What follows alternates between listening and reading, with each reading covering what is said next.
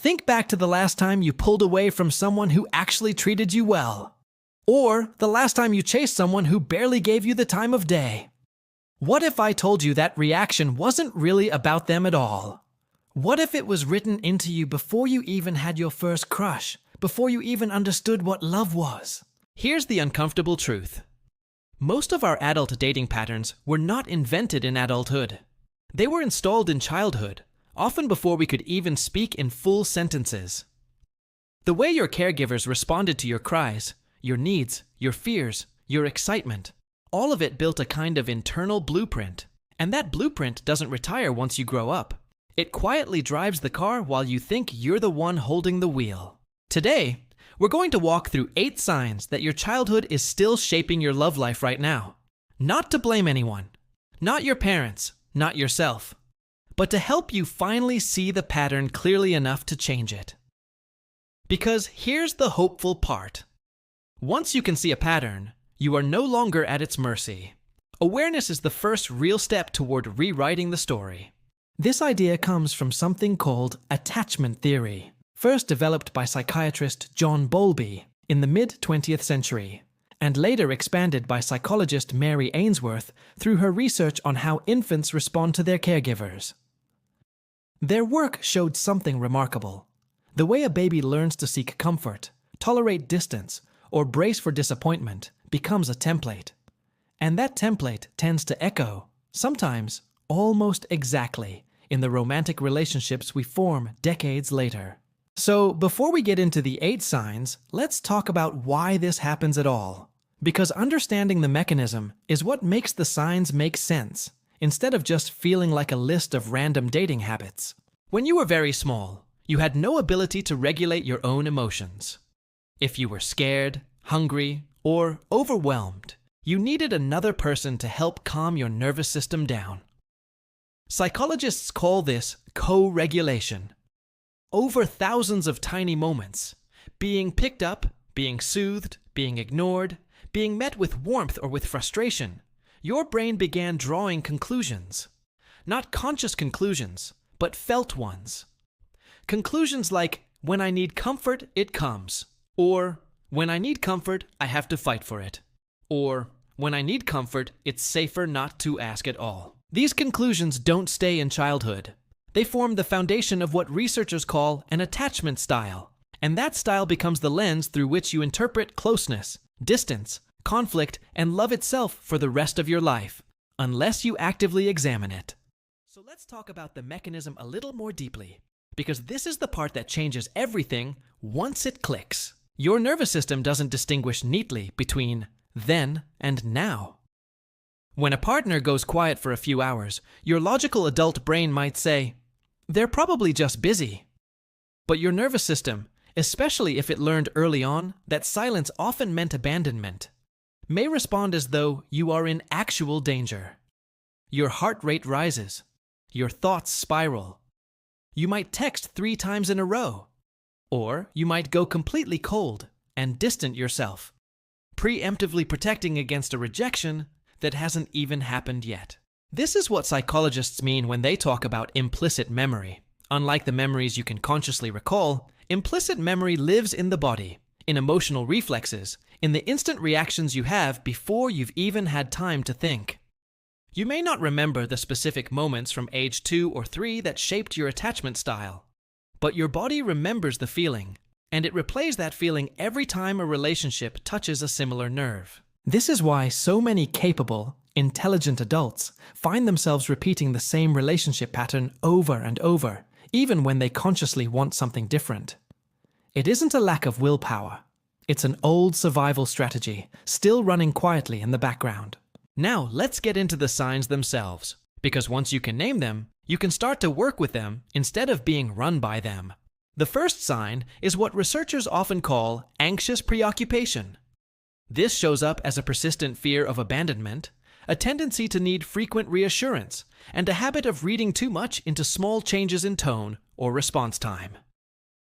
If your childhood involved a caregiver who was loving but inconsistent, warm one day, distracted or overwhelmed the next, your nervous system may have learned that love is something you have to monitor closely, or it might disappear. The second sign is the opposite pattern, often called avoidant self-reliance.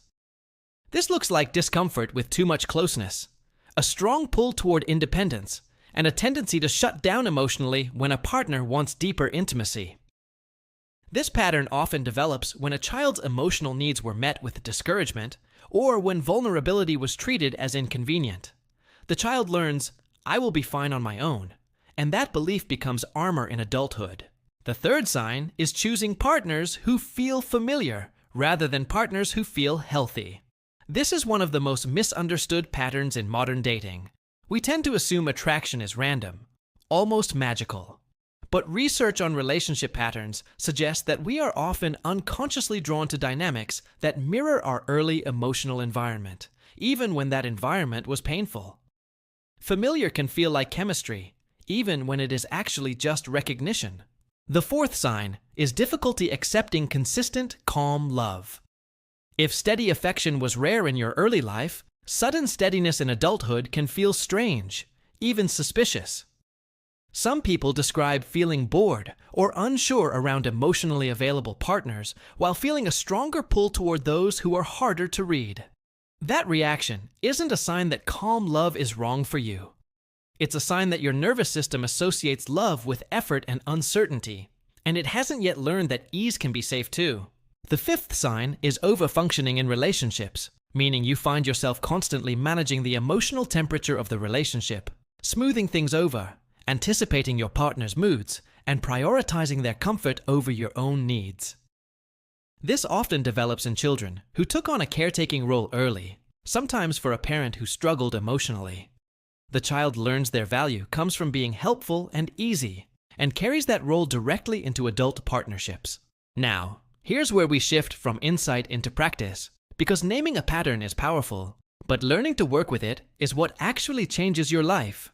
The first core technique is what therapists sometimes call name it to tame it, a phrase popularized by psychiatrist Daniel Siegel.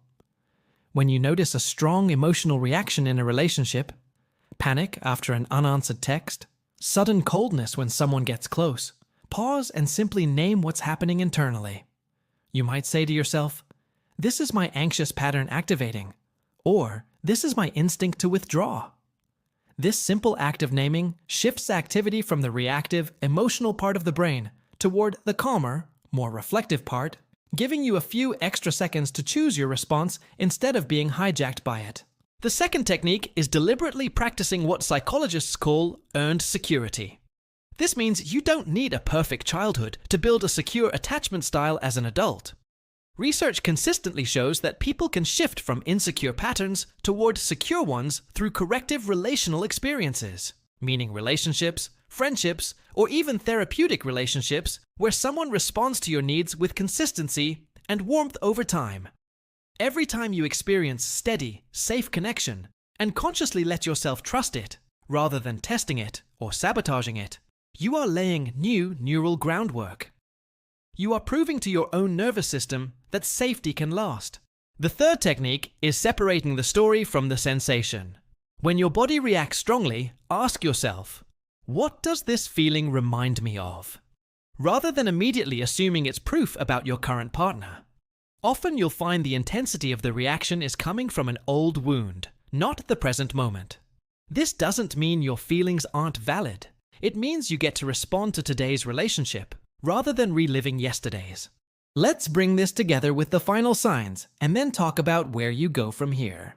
The sixth sign is fear of conflict, where disagreement feels dangerous rather than normal, so you avoid honest conversations to keep the peace.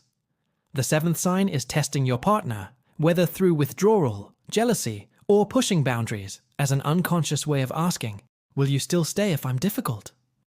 And the eighth sign is difficulty trusting good things, a quiet suspicion that if a relationship feels too good, something must be wrong, or it won't last. If you recognized yourself in several of these, take a breath. This isn't a diagnosis, and it isn't a life sentence. These patterns were once intelligent adaptations. They helped you survive an emotional environment that may not have offered consistent safety. The problem isn't that you developed them. The problem is only that they've stayed switched on long after they stopped being necessary. The encouraging truth backed by decades of attachment research is that these patterns are not fixed traits. They are learned responses, and learned responses can be updated. It takes intention. It takes practice. And often it takes the experience of being in relationships, or even friendships, that respond differently than your early environment did. Every time you notice a pattern, instead of blindly obeying it, you are quietly rewriting the blueprint. So, here is what I'd invite you to do this week. Pick just one sign from this list that felt uncomfortably familiar. Just one. Then, the next time that pattern shows up, the urge to test, the urge to withdraw, the urge to overfunction or over-explain, simply pause and name it. You don't have to fix it in that moment. You just have to notice it. That single act of noticing is the beginning of change, because you cannot rewrite a pattern you refuse to see. Your childhood shaped the first draft of how you love and how you expect to be loved. But a first draft is never the final version. With awareness, patience, and consistent small choices, you can build a version of love that feels less like survival and more like genuine safety. If this video helped you understand yourself a little more clearly, consider subscribing, because we explore the psychology behind our relationships, our habits, and our emotional patterns every week, and I'd love to help you keep uncovering the hidden mechanics behind your own story. Thank you for watching, and I'll see you in the next one.